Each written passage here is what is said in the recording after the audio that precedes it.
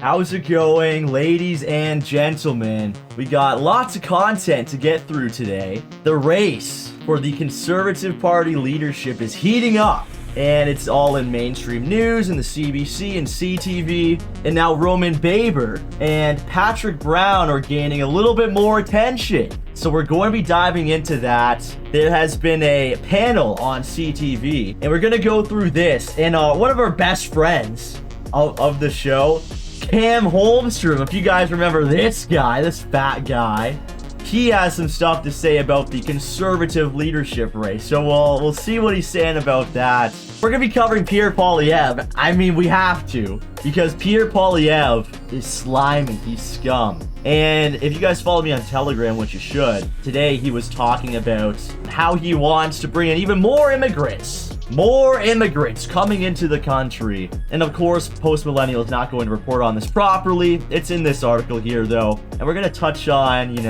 some more of this guy's tricks, including collaborating with the alt-con media sources like True North, like the Post-Millennial, like this guy, Angelo Insideru, or whatever his last name is. But this guy is completely anti-PPC. He tried to expose the PPC back in 2019 in a CBC article. Now he writes for the Post-Millennial. And there's this nice little puff piece here about Pierre Poilievre. So we'll see all the content that we get through here. Katakana says, Pierre reminds me of Aaron O'Fool. Because he is. I don't understand how people can't see how similar these two characters are. Because they're very, very similar, especially on policy. Pierre Poilievre, he has a little bit stronger rhetoric. He's still not charismatic. He's still not a strong leader. But, he'll say he has the balls to confront Justin Trudeau in the House of Commons as the shadow finance minister, right? So everybody freaks out about him. But his policies are quite literally very, very similar to Aaron O'Toole's. And then people that simply do not follow politics all the time, they fall for it, which is very, very sad. We have a lot of work ahead of us to make sure that the general conservative voter base up here in Canada understands that Pierre Poilievre is a full-on globalist. Wife Beater says, Pierre supports killing babies, that's all you need to know. Facts. And he supports LGBTQ agenda, mass immigration, all of it. All of the exact same things that Aaron O'Toole supports, Pierre Poilievre supports too. The only difference is Pierre Poilievre is kind of stealing Maxime Bernier's rhetoric from the past 2 years and saying freedom, even though he doesn't care about actual conservative values. But Pierre Poilievre is going to use that to his advantage. Very unfortunate. Napoleon says, we need 450k more doctors right now, every year, forever. Yeah. We need more high-skilled immigration. Am I right, guys? It's literally what Justin Trudeau says. We're bringing in high-skilled immigrants. Are they high-skilled? Are they really high-skilled? I don't think so. They are not high-skilled when they're coming here. And they never will be high-skilled. It's a complete farce. So let's get into our Pierre Poilievre talk. A CTV analysis on the Conservative leadership race. And this is going to be a very important race coming up here. There's nobody good. There's nobody good running. You got Patrick Brown, literally a liberal, like leftist liberal. You have Jean Charest, who was literally a liberal premier for Quebec. You have Pierre Poilievre, a globalist Zionist neocon. Leslyn Lewis, a globalist, fake SoCon, and Roman Baber now, literally a liberal that just doesn't like masks. I see a lot of people out there and they'll praise Roman Baber. He was an MPP under Doug Ford's party, the PC party in Ontario, alongside of Randy Hillier. And just like Randy Hillier, Roman Baber got kicked out of Doug Ford's caucus. He's now sitting as an independent provincially. But Roman Baber is not a conservative. Roman Baber is literally left-wing. He's literally a liberal that doesn't like masks. And he's running for the Conservative Party leadership now. There's no way that he's going to win. But, let's dive into this. And then, of course, we have our good friends, Fatty Cameron Holmstrom. This fat retard from Brockville, Ontario. So let's see what this panel is going to say here. Probably not going to be good. But Let's see. Let's dive political into it. jobs in our country. Being the leader of the Canadianism says Roman Baber immigrated here from Israel, by the way. Yeah, he did. Conservative Just like a Party side of note. Canada. Not that that Conservatives matters. have had That 3 totally leaders doesn't since matter, 2050. dude. Now it's time for a new Yeah. leader, and the party will choose one in early September. Lots of interesting candidates jumping in. Take a look at who's running so far, and this list likely will grow. Pierre Poilievre, Leslyn Lewis, Jean Charest. Okay, can I, yeah, let's take off those captions. Recently, as of this weekend, Patrick Brown, as well as Roman Baber as well. Let's bring in our commentators to give us their take on Baber, what it's lies Baber. ahead for the It's Conservatives in Baber. their leadership race. Cam Hallstrom. Who's this guy down here? This guy looks like one of those elves. This guy looks like one of those elves, like the high elves from Skyrim. This nigga picked the elf race. We got the elf race. We got wood elf. Yeah. The wood elf says Napoleon. Yes, he's the wood elf. This guy's just like an orc or like an ogre. Who's this? A dark elf. A dark elf. And then like maybe a Breton at the top. Frost troll. Yeah, we got Frost troll, Cam Holmstrom. The NDP, Susan Smith for the Liberals, and Andrew Brandu for the Conservatives, who I'm going to start with. Andrew, a whole lot at stake here if you guys want to win elections again.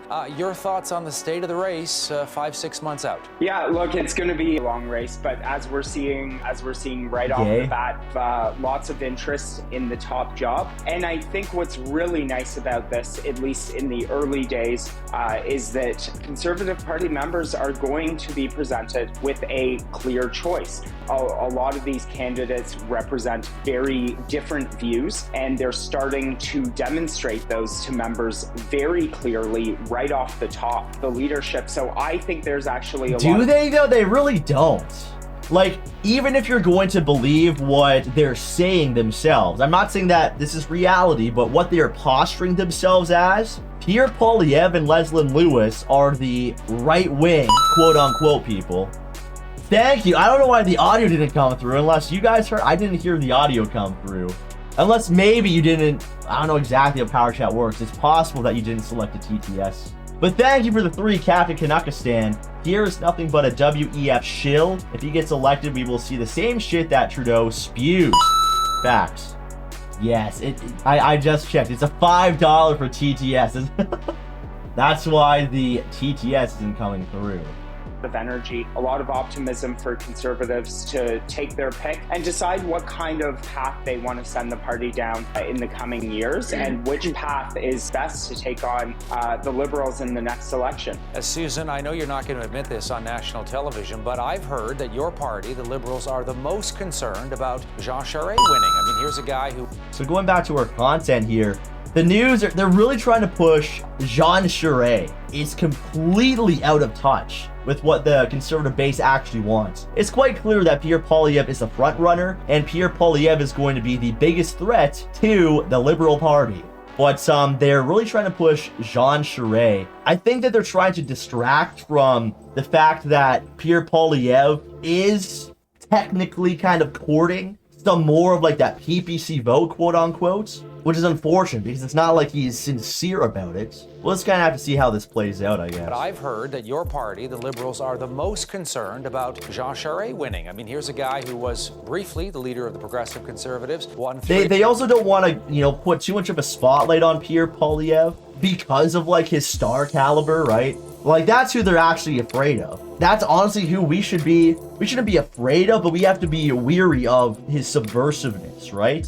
There's nothing to be afraid of when it comes to Pierre Poilievre. But if Poilievre wins, we are set back like a decade, or if not more, if not like 2 decades. Pierre Poilievre is the worst case scenario for real right-wingers out there. 3 elections provincially in Quebec, a lot of experience, perhaps a better shot at winning more seats in Quebec and Ontario than Erin O'Toole did, that you guys are worried about Charest. Well, what can you tell me? I fully admit that. Charest is a moderate. He's been a premier and he's been a leader before. But back to your first question to Andrew, I think whomever wins this party is going to need to be a part-time medic with a serious first aid kit, because so far this is turning out to be a bloody brawl. Like, if you thought Rocky looked bad walking out of the ring, wait till you see the Conservative Party at the end of this process. Pierre Poilievre is in a bare knuckle liberals brawl with everyone. 15 minutes ago, we put out a tweet saying Patrick Brown was lying. So whomever wins this Conservative Party, if they haven't turned off the electorate, they may have turned on their party members, but turned off the electorate, they are going to need to do fence mending within the Conservative movement and then present themselves as a reasonable, viable party for the opposition. So yes, the Liberals are concerned about Jean Charest.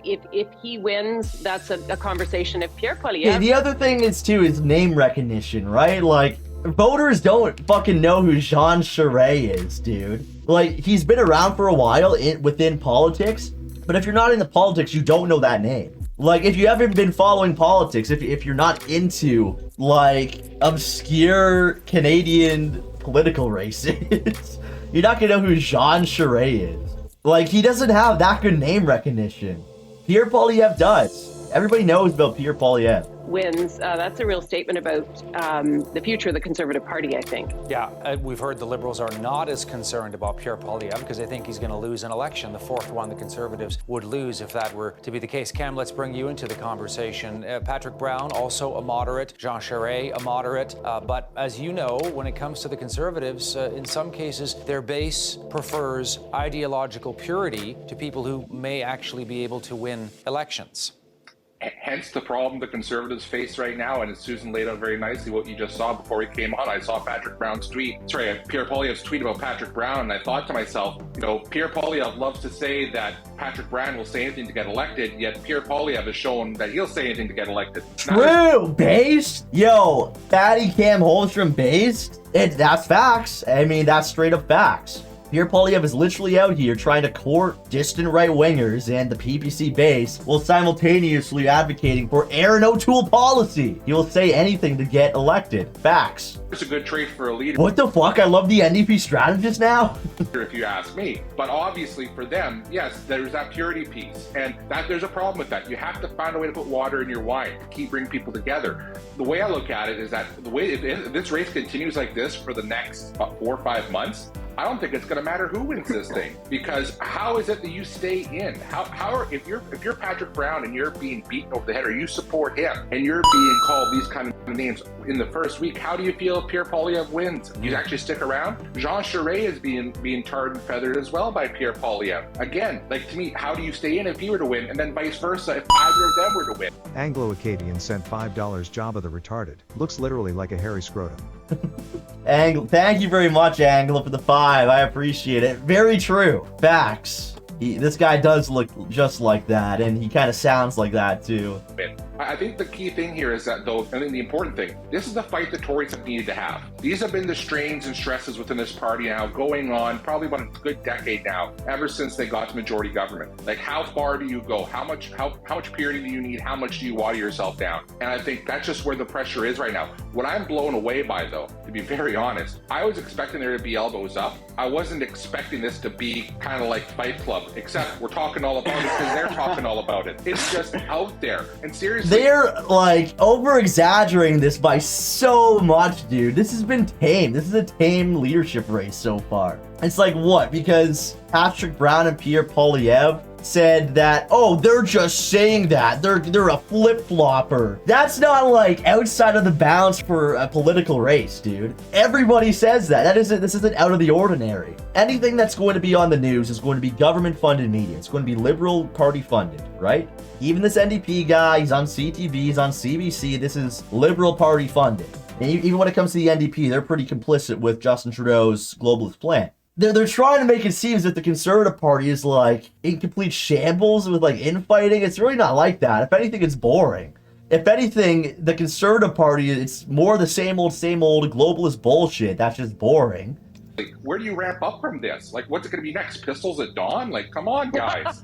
Yeah, it is interesting, and I know that so Andrew Brander, retarded. the Conservative here, is trying to be very diplomatic. But can I ask you about the Pierre Poilievre potential problem here, if I can term it that way? I mean, I've heard this guy. He's so there is a perception out there that he can be mean and vicious and nasty, and that there are people in his own caucus who don't like the guy. How concerned are you about him as leader, or do you think if he was to win, Andrew, that he would be able to change change the tone that we have known in some cases from Pierre Poilievre and become a unifier and rally his party around him and bring Canadians from the center who decide elections over to your party? I think Cam and Susan make excellent points, and I would say that, look, it is going to be a long campaign, so I would encourage every single one of the leadership candidates, when they want to engage in these types of contrast, messaging, to consider that aspect of unity at the end of it. However, one thing I do know is that the thing that unites Conservatives the most is certainly going to be that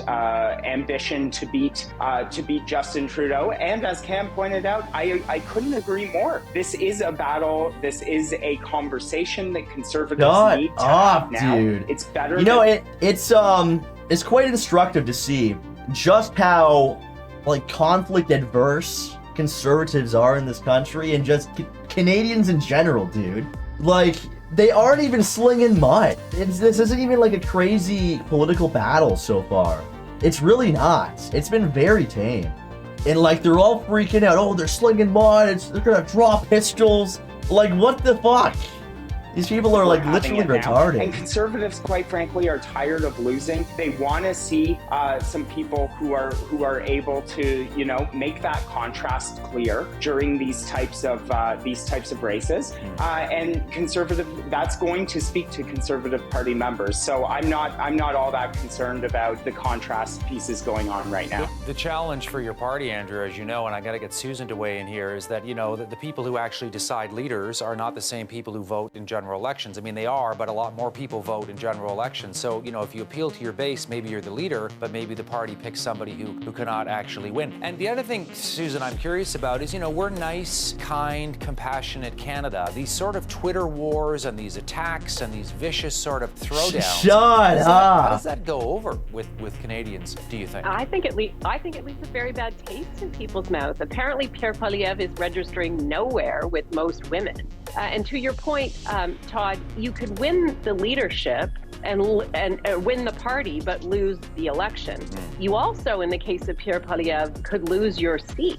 He was in support of the convoy in Ottawa. No, that would be awesome. His Ottawa riding, his suburban Ottawa riding. Which this is actually very, very true, by the way. Pierre Poilievre has been losing support in his riding the past 2 elections, I believe. I think that he was actually under 50% in his own riding. It's a downtown. It's Carleton. It's the Carleton riding in Ottawa. Pierre Poilievre could very well lose his riding in the next election. Now, if he becomes the leader of the Conservative Party, he probably won't, because that typically gives a boost to that specific candidate within their own riding, because constituents want to have a leader in their own riding, whatever. But Pierre, he's losing a lot of support in his own riding, which is very interesting. That's going to be very interesting to watch. So he's got to watch his flank there. You need to pay attention, and you need to have a broad appeal. That's the difference. I think there's going to be so much damage at the end of this. These are not contrast ads that we're seeing. These are attack ads. The Liberals, quite frankly, think that's great. I mean, go ahead, rip apart your opponent. It's not healthy on the whole, I don't think, for the Conservative Party. The other thing with Poilievre, his campaign has been the harshest to date, and at some point he's using surrogates to do the mean stuff. Mind you, this tweet where he calls Patrick Brown, that says that Patrick Brown is lying, has come out of his own He said that he's lying? What the? I've never seen that before.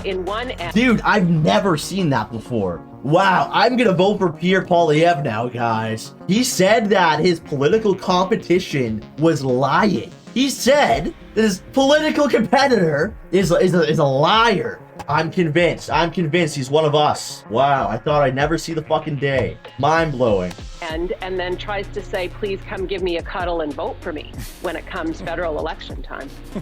Last word goes to you, Cam, and I can't help but think that, for somebody like Jean Charest, maybe the strategy now is going to be, I am going to play the elder statesman here. I'm not going to get down in the muck with Pierre Poilievre or others. I'm going to try to rise above and look prime ministerial, because we know Charest has always wanted to be Prime Minister of Canada going back decades. And you know what? That's a good strategy on his part. But the fact of the matter is that he has a track record. To me, that's a beautiful contrast between he and Poilievre. Poilievre has been elected for 18 years, and his greatest achievement was getting himself re-elected every time. Whereas Jean Charest ran to be Premier of Quebec to save the country, right? he ran balanced budgets in Quebec. Like, you can point to stuff, and there's a lot of What? stuff there negative too with him that you can point to. But it's all baked in at this point, as far as I'm concerned. People know who Jean Charest is. And No, they it's just a don't. what you Nobody get. knows who Jean Charest is. Like, political heads will know. Nobody, any random person does not know who Jean Charest is, for one. For two, he became the Quebec premier to save the country? What is this guy talking about? Literally retarded. I hate these panels so much. They're so stupid. The Duck says, I still don't know who he is. Yeah, like that's what I'm saying. He doesn't have any name recognition. I don't know why that's like one of the main points that these like news people say all the time. It doesn't make any sense. Pierre Poilievre has way more name recognition than Jean Charest. The polling says Pierre's riding was 80% white in 2016, 76% Christian, and he won with 49% of the vote. It's changed since 2016 too, eh? I saw something. I'll have to find it again. It might have actually been Dr. Ricardo Duchesne's website, Euro-Canadian. I forget exactly where I saw it. Somebody took a look into his riding, and it's changing rapidly. Like, the demographics are changing rapidly, which is kind of fast-tracking his downfall within his own riding. Maybe I'll try and find that for tomorrow. But yeah, I saw something about the demographics within his riding shifting quite a bit. I think the problem for Charest is he has to bring in all these people from the outside. And as someone who's attempted to do that before, it's not a very easy sell. It's not an easy lift to do. The one thing I'll keep in mind, though, with this, a little bit of advice that messaging advice I learned from Jack Layton back in the day, going back to the 2008 campaign, when the New Democrats were asking Liberals to lend Jack their vote, right, to hold the Conservatives in check. They were very careful about not actually attacking Liberals and openly saying liberal, because there were a lot of people who happen to vote Liberal, who may identify as Liberal, who were open-minded to voting for the NDP at the time, who thought, hey, you know what, I might give them a chance. And if you attacked them that way, it made them get their back up, made them feel unwanted. I couldn't help but think of that when I saw Pierre Poilievre's attack ad on Jean Charest and Patrick Brown, where he used the word liberal very liberally a few dozen times in the ad. And again, if you're that voter in the general public, you know what are you thinking? Do I feel safe here? Do I feel comfortable here? Anglo-Acadian sent $5. I feel the fat guy is just a stand-in for TDSB union opinions. As far as lobbies go, the teachers are the most insidious. They are rotten to the core. And why to an on-started drag queen story hour? Ground Zero, still spewing the lies. Absolutely true. I mean, he is part of the NDP. He's an NDP strategist, and you find that a lot, right? A lot of these teachers unions, they're all shilling for the NDP, and yeah, you're totally correct. You know, that's their rhetoric. So it wouldn't surprise me at all. Whether it's an NDP strategist, a teachers union, it's just some fucking normal Marxist. It's all the same, right? So absolutely, totally agree. Ground Zero, facts. Give this guy my vote? I don't think so. And I think that's the key thing for the Conservatives to realize. If you guys had enough votes in the tent to win government flat down, you'd already be doing it. You don't. You need to bring it in from the outside. Where's it going to come from? And if it's going to be coming from that area. So who's best able to do it? I don't think it's Pierre Poilievre, but you know what? There's many months left for him to change his tune. Lord knows he's done it enough other times. Okay, so the one thing about this that I'm going to say is this guy is totally correct with that sentiment. Okay, let's switch over here for a sec. He is totally correct by saying that the Conservative Party does not have enough votes right now to win a actual election. They don't. That's a fact. They don't have that support there. And the reason that they don't have this support, it's not because they haven't pandered to the Liberals enough. The reason that they don't have that support is because of the PPC. It's literally because of the PPC. The PPC has taken like 6% of the vote, and that's all coming from the CPC base, the vast majority. You know, you're gonna get your odds, you know, hippie from the NDP that doesn't like the masks that would vote for the PPC, and hey, we've seen them out at rallies. These people are not conservatives, but the vast majority of the PPC base is undoubtedly from the CPC. And they followed Maxime Bernier over, or with the last election after Andrew Scheer, they joined the PPC after Aaron O'Toole became their leader. And the way for the Conservative Party to get back on track here, it's not by pandering to liberals. They will never out-liberal the liberals, right? They will never out-centrist these other globalist parties. If the Conservative Party wants to get back into the game, they have to take back that 5 to 6% from the PPC. That's about 1 million people. The PPC stole out from underneath the Conservative Party roughly 28 or 29 ridings. Or I think it was actually 32. It might have been 32, I think, in last election. 32 ridings. I'm pretty sure that it's 32. 32 ridings were stolen from the CPC because of the PPC that would have given the CPC a majority, right? So if the CPC wants to get back on track, they got to go further towards the right. And that's why I think they're going to go for Pierre Poilievre. That's why I think a lot of this shit is very, very subversive. And just as the Conservative Party cannot go further left, towards the Liberal Party to get votes from that outside voter base, they're never going to out-liberal the Liberals.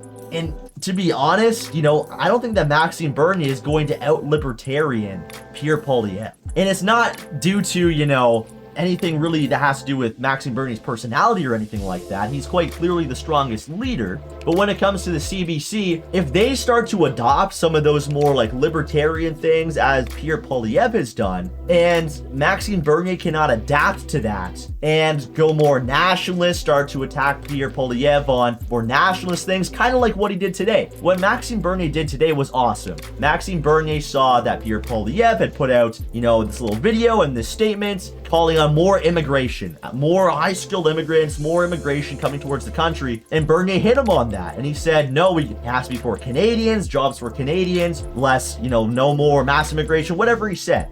Bernier has to be willing to take that extra step because Pierre is going to try and out-libertarian him.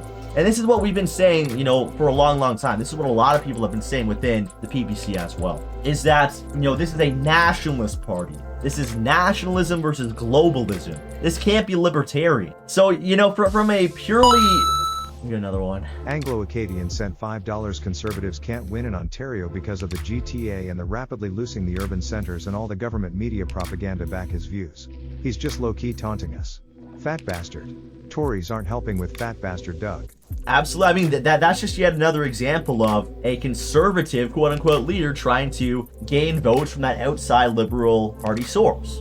And it just doesn't work like that. If you can rally the true conservative base in Canada with, like, a MAGA-type campaign, you're going to win. Like, there's that itch there. There's that appetite there for a strong right-wing leader up here in Canada. Pierre Poilievre is going to try and posture himself like that, but there's so many holes in him that I don't think that he's going to be very successful in doing that. But there is an appetite for that. And that's where the unification of the right wing comes from. Either the CPC are going to trick people with Pierre Poilievre on the right to rally behind Pierre, or the PPC, they're going to one-up it and they're going to take that next step. And, they're going to start calling out Pierre on various things like foreign aid, like immigration, like free speech, like the LGBTQ agenda, like the family unit, things that are actually affecting Canadian families socially. And then people are going to rally behind Bernier. It's about taking the next step now. For the past 7 years, conservatives have heard these same neocon talking points. They've heard these exact same libertarian talking points, right? It's time to take the masses to that next step and start that new wave. Whoever does that first, whether it's fake or if it's real, CPC or PPC, whoever takes that next step and takes the conservative movement, the right-wing populist movement to that next level, that's who's going to win. But there is that appetite, and I say this all the time, being down there at the trucker rally, it was extremely white-pilling, because all of those truckers, they all think like us, like Canada first, okay? They are unafraid to call immigration, they are unafraid to call the LGBTQ agenda, they are unafraid to call out neocons, and even libertarians. They were all super based, and it just, there's no voice there to court them. And now that Pierre Poilievre, he's kind of the new guy on the block, some people out there were leaning towards him. We can't let that happen, especially people that just simply don't follow politics. And hey, I don't blame everybody. Of course I would like it.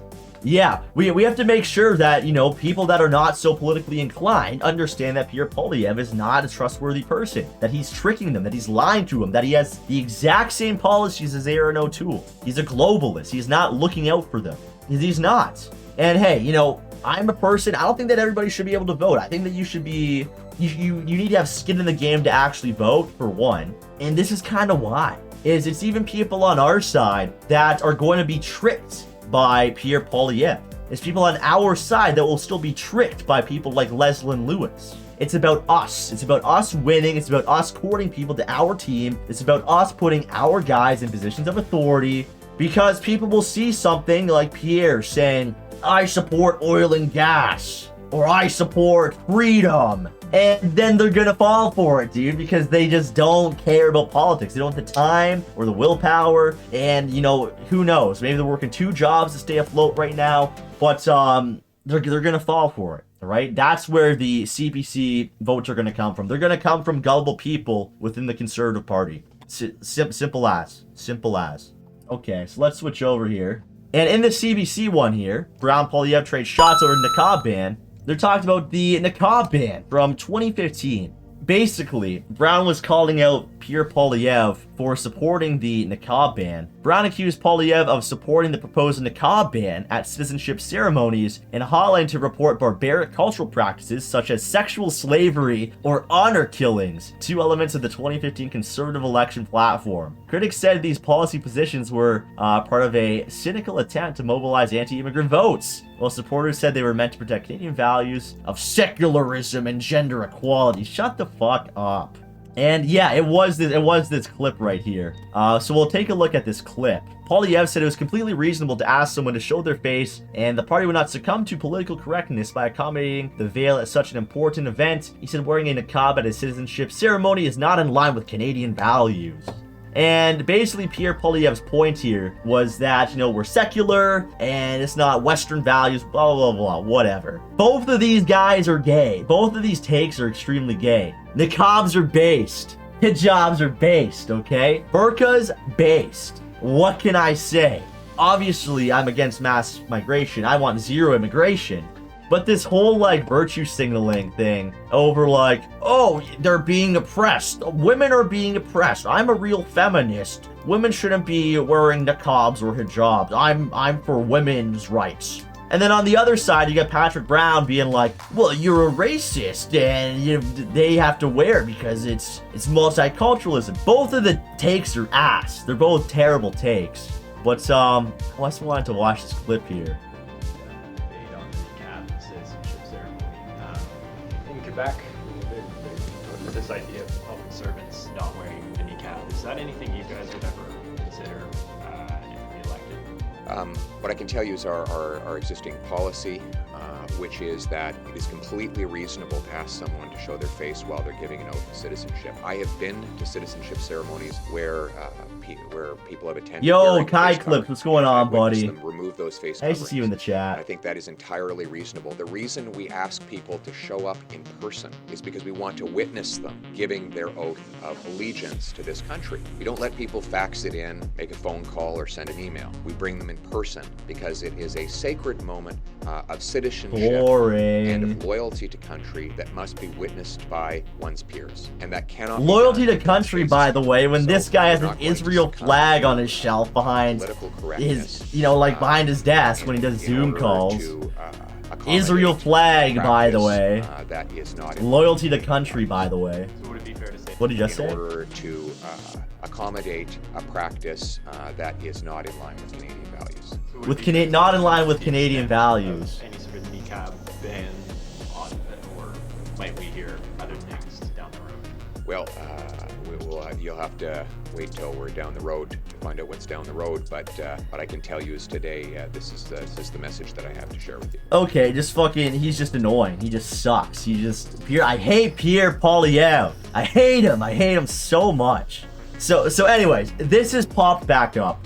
Now, when it comes to Pierre Poilievre's take on this is going to be something that comes back up. The more left leadership candidates like Patrick Brown, like Jean Charest, all of these people, Roman Baber, they're going to try and bring up the CPC under Harper. And they're going to start to bring up things that happened in 2015, back when the CPC still had a little tiny shred of integrity. Things like the niqab ban, which back in the day, that was something that was kind of based.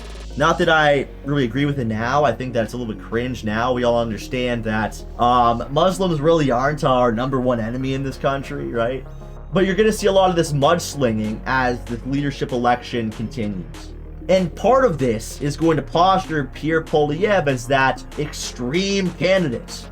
He's going to be that extreme candidate that was for the niqab ban. And that, you know, he's probably voted for some, like, quote, anti-LGBTQ thing before. Even though he's pro-LGBTQ agenda, he said it on Friday. We watched that video of him on Friday, and he just openly admitted it, that he's trying to court the progressive conservatives and the gay and the lesbian and the transgender conservatives, whatever that even fucking means. And you're going to start to see this happen, right? Pierre Poilievre, he's going to be framed as like that fringe character. And quite honestly, the only way to combat that is not ostracizing him, you know, in the same way that the liberal funded media is going to do. It's by outright winging him. It's by going that extra mile. Talon sent $50. Hey King, first time super chat. Awesome meeting you at the convoy. Keep doing God's work. This is truly the greatest movement ever. Thank you very much, Talon, for the $50. Thank you very much, buddy. I appreciate that big super chat. And you're right, this is the best movement ever. It was great to see you out there too, man. Great to see you out there.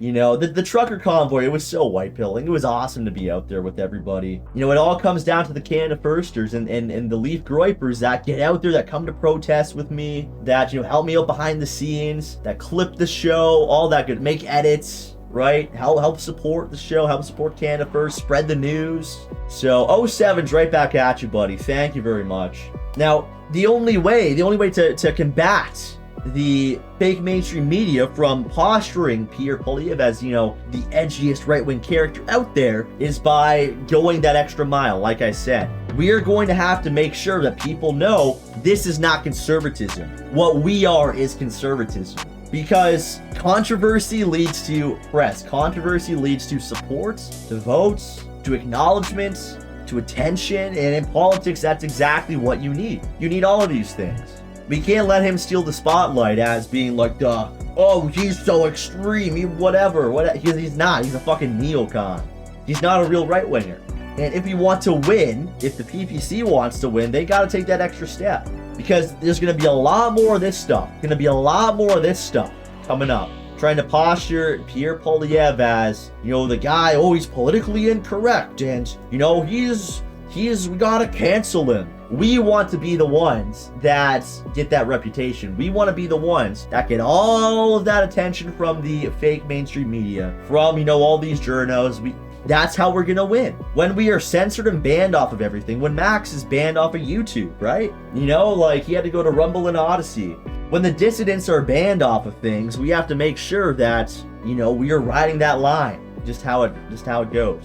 So hit that follow button, get me to 2K, share the stream, follow me on Telegram at t.me/Tyler L. Russell, on Gab at Tyler L. Russell, and on Instagram at Tyler L. Russell. I'll see you guys all later tonight, 07s, and have a great rest of your night. I'll see you guys all later on. Always remember, it's Canada versus Canada only, and I'll see you guys in a little bit, okay? Adios.